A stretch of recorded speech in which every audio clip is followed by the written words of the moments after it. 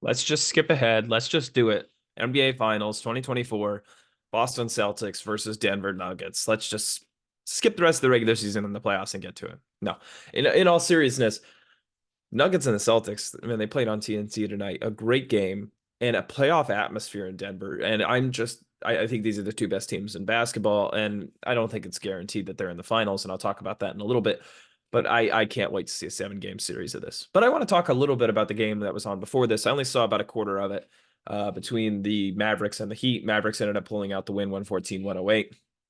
At the end of the day, Luka Doncic is Luka Doncic. And guys like Kyrie Irving contributed with 23 points, although his shooting percentage wasn't great. They got 13 from Dante Exum, including a couple clutch shots from Dante Exum. And I'll be very excited for him if he continues to parlay this into a role-playing career, given that his career path. And I think he's a decent fit with the Dallas Mavericks. Um, Kind of playing that role that I think they had from Seth Curry years ago, and I think maybe expected out of Seth Curry coming into this year, but he's clearly not that anymore, and he's a defensive liability, which is why I don't think he's a great play alongside Kyrie and Luka. But anyway, Luka Doncic 35, 11, and 11.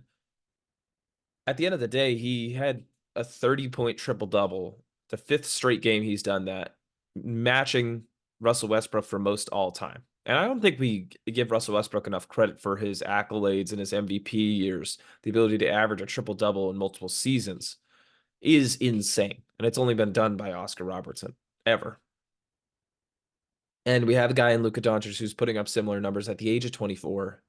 He's still got a prime that's probably 3 years away, right? The prime years 27 to 31. We're still years away from Luka Doncic's prime years. He's been tearing up the league, and I think he should be an MVP conversation, even despite his defensive deficiencies. 7 of 13 from three was crazy tonight. He had one couple minutes left in the fourth quarter. That was just a situation where Kyrie Irving got trapped by Jimmy Butler in the corner and had to get the ball out, pass it to Luka. Luka made a crazy shot over Martin and Butler. Just an incredible player to watch. And you have to wonder, with the Dallas Mavericks sitting where they are, 35 and 28. I don't have the standings in front of me. I'll pull them up. Not a great playoff position overall. They're currently sitting at the 8th seed, so that's in the play-in game. You have to feel like maybe at the end of the day, there's got to be a better situation that Luka Doncic could be in. And I know every fan is tired of stars asking out, and I don't want to say that Luka should ask out, but I should say that despite them making solid additions at the trade deadline that I think really complement him, and the drafting of Derek Lively, I think was a great pick. I wanted my Brooklyn Nets to draft Derek Lively coming into the draft. I think he's a great fit alongside Luka. You have to wonder if a complement of stars like, I mean, I know it's not a fair equivalent, but it's an interesting comparison when we look at Jalen Brunson going to the Knicks, who is not quite a similar player. They have different games for sure, obviously, but they surrounded Jalen Brunson in New York with a lot of talent that makes a lot of sense around him, right? Guys who are defensively strong, a guy who can get you 25 and 10 every night. Of course, Julius Randle was there before Brunson, but hear what I'm saying. A guy who can be similar to Derek Lively, that lob threat, not necessarily that, great of an offensive player, but can, be a vertical spacer for you in Mitchell Robinson and play pretty good defense, pretty good rim protection. Some other guys around them, including OG Anunoby and Josh Hart and Dante DiVincenzo, who, are gritty and play defense and match up against the other team's best defender, best offensive player. And I just wish Dallas surrounded Luka with more talent like that I think fits him a little better. Nothing against Kyrie Irving. I think he's one incredible player. But you have to question that fit. You just have to. I mean, we saw Kyrie Irving alongside James Harden, who's an incredibly similar player to Luka in many ways, at least prime James Harden. And that situation really only worked in a limited time for Brooklyn because they had Kevin Durant and three of the best offensive players of this generation on the same team, alongside very capable offensive role players and Blake Griffin and Joe Harris and et cetera, et cetera. That team really just was a flamethrower on offense that didn't care about defense. And there's not enough talent on this Mavericks team. It's not anywhere close.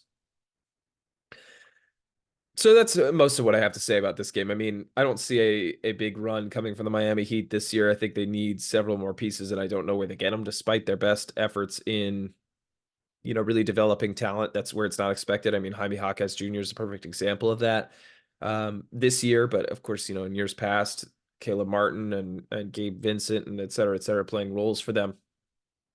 But not a lot to say about them in this game. The Celtics and the Nuggets. This was, geez, an NBA Finals preview potentially. That's my pick for the NBA Finals and has been for quite a while. Um, at the end of the day, these are the two best teams in basketball. And if you told me I had $100 to bet on who's going to win the NBA Finals right now, and I could put however many dollars on however many teams, but I had to bet the $100. I think I'm putting 50 on the Boston Celtics. I think I'm putting 35 on the Denver Nuggets. I think I'm putting 10 on the LA Clippers, and I think I'm putting 5 on all the rest of the teams. I feel good about that. 50, 35, 10, 5. Yeah, that's 100. Did good math there. And that's not to say the Boston Celtics are a significantly better team than the Nuggets, because I think these teams are very evenly matched. But at the end of the day, I think the Celtics would win a 7-game series.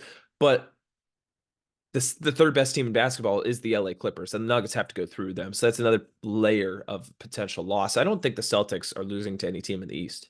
You can say what you want about the Doc Rivers turning around the Bucks and their recent winning streak, and you can say what you want about if the Cavs continue on their run and get Donovan Mitchell back and healthy, or if the Knicks get Julius Randle back and healthy, or if Philly gets Joel Embiid back and healthy, or Miami always having that grit and grind to them, or I don't care what other play-in team you think is decent, or Orlando making a first-year run with their young core. I just don't see any team rivaling Boston, and maybe the Bucks with Damian Lillard and Giannis Antetokounmpo will be an interesting series, but I can't see them winning it. And then you see it on the other side with the Denver Nuggets and the LA Clippers. I mean, the LA Clippers have 4 future Hall of Famers, and there's obviously injury issues going on there with Russell Westbrook, but 3 future Hall of Famers that are still very close to their prime. Now, they're not in their prime anymore. I just mentioned James Harden, right? Yeah, I think he's clearly out of his prime. But he's still very good and good enough to be the third best player in a championship team easily. Easily. I think he's good enough to be the second best player in a championship team right now if the pieces are right around them. Paul George, I think, is still finding his swing. There was a stretch in there where he was shooting 30% from 3, and that's not him. He's got to find his shot and find his role, and I think that they're clearly doing that in some capacity. I mean, the Clippers are a very good team, right? Second, well, they're not second in the West, but I think they're the second best team in the West. They're fourth in the West right now, but just a game and a half out of third and 3 games out of first. And you see the Timberwolves at the top of that conference, who just lost Karl Anthony Towns for at least a month, probably past the end of the regular season and a little bit into the playoffs. You got the second seed Thunder, who I think are an interesting team and definitely could get a good share of that $5 with how adept they've been and how good Shea's been. And Jalen Williams, I mean, I don't think we gave him enough flowers for being one of the better role players in the NBA. But back to the Celtics and the Nuggets.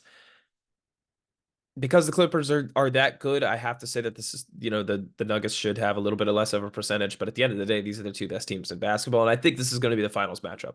And tonight, in what was the finals preview, the Nuggets etched it out, but I mean, it was really close, and it was a 6-point game according to the score. But I think it felt even closer than that, even though a 6-point game is nothing in today's NBA. But at the end of the day, certain players from the Celtics did not perform. Kristaps Porzingis shot 9 of 23 from the field, and he's a guy who you expect 20 points out of, and he had 24. He ended up shooting 3 free throws to go along with his 21 points from the field, but it went 3 of 10 from 3. But he was targeted on defense, and if he's going to be targeted on defense by a guy like Jokic, who's so fundamental, man. We call Tim Duncan the big fundamental. Jokic is this game's example of the big fundamental, because the ability for him to, I mean, just post him up and make the smart decision every time. Every time Jaylen Brown helped off of Aaron Gordon, the ball was going Aaron Gordon's way. If whoever else helped off of KCP or Jamal Murray, they were getting the ball. His ability to read the defense, be able to make the smart play, whether that's going to the basket against Porzingis, who's an incredible rim defender. although better on help defense, still a great rim defender. Be able to, bully him down low and make the right read every time, whether he gets help or not, really sets up the defense. So he can go to the rim and get a basket. I combine basket and bucket in my head. He can get a bucket, or he can kick it out to, Jamal Murray for a three, or Michael Porter Jr. for a three, who's been incredibly hot lately, or throw it up for as a hook shot for an Aaron Gordon dunk, which I'm not so confident was a pass, by the way. Um, and if we're talking about people who didn't perform, Jaylen Brown's not one of them. He went 16 to 29, and he could not miss in the first half. 41 points in the game. But Jason Tatum just did not show up tonight. 5 of 13 from the field for 15 points. And at the end of the day, I know the Celtics roster is talented. They got a deep lineup, at least starting lineup, and they got some good pieces off the bench. I think Xavier Tillman was valuable for them.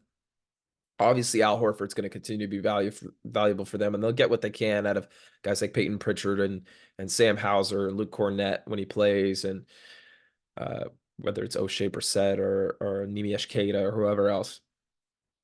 At the end of the day, Jason Tatum is the 1A there. He needs to be the guy who is making the decisions. And there was a moment when they were trying to make a comeback in the fourth quarter, and it was not long after Jamal Murray, I thought, or maybe it was right before. I forget the sequence of plays. Jamal Murray put up the ball with a 6-point lead on a three-pointer instead of letting Jokic, control the offense, which I thought was stupid. Then the ball goes down in the other end, and Tatum and Brown, pass it between each other in the key. Eventually ends up with Derek White. He passes it out, and Tatum's open for a three. And I know Jason Tatum likes the three-point shot. I know the Celtics like the three-point shot. I'm going to pull up his stats here. But it was a 3-on-2, and you're telling me that's the best shot you could get? I know today's NBA, you fall in love with the three, higher percentage, whatever, an open percentage Jason Tatum three, I think or an open Jason Tatum three, I think is a decent percentage shot. But at the end of the day, a guy who's shooting 37% from three, 37%. And last year shot 35. Year before shot 35. I'm not in love with him backing it out, taking a three there. And the reason why I like the Celtics getting Kristaps Porzingis is because of how it allows the offense to be more spaced out. And you swap out a guy in Robert Williams, who, while he's a vertical spacing threat, is not a horizontal spacing threat. He does not shoot threes whatsoever. And so adding a guy like Kristaps Porzingis now lets you have two bigs, really three if you throw Cornette in there, but two bigs in Horford and Porzingis that can shoot, leave space in the middle, and allow guys like Tatum and Brown to drive when they're better at driving. When I think the offense is best served, and Jason Tatum, frankly, is best served in driving the ball, getting to the rim, using his strength.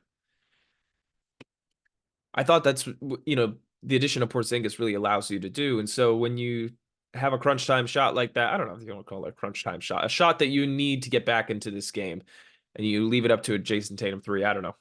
Maybe the analytics are against me, and maybe Jason Tatum hits open threes at a 70% rate. I don't know. But it just looked kind of weird to me. And even I'm a guy who's a modern NBA analytics guy, right? I'm an analytics guy through and through from every sport you can name, baseball especially. But I recognize in the NBA, open threes are better shots than contested layups. But I don't know. It just didn't feel like the right choice to make in that moment. I felt like it kind of killed momentum a little bit.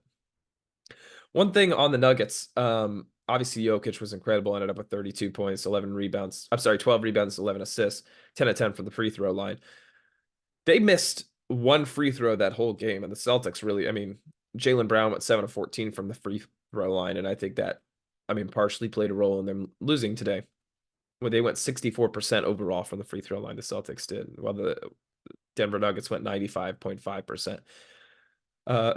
On the Nuggets, they get a lot out of the role players, and I know the bench unit hasn't been as good in years past, and that's partly because you let guys like Bruce Brown walk. But getting good quality minutes from Zeke Naji, I think, is really commendable. His athleticism and contesting shots, I thought, was impactful in his limited time.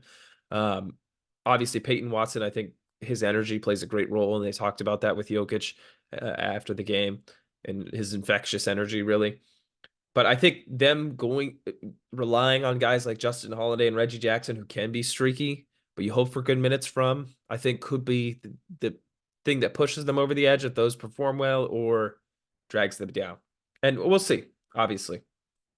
At the end of the day, I'm still taking the Celtics in a 7-game series. And if you sit here as the Boston Celtics and you got 5 of 13 with 15 points from Jason Tatum and 9 for 23 from the field from Kristaps Porzingis, 3 of 8 from the field for Derek White, 0 of 2 for Al Horford, 2 points from Al Horford off the bench, who is your 6th best player, frankly.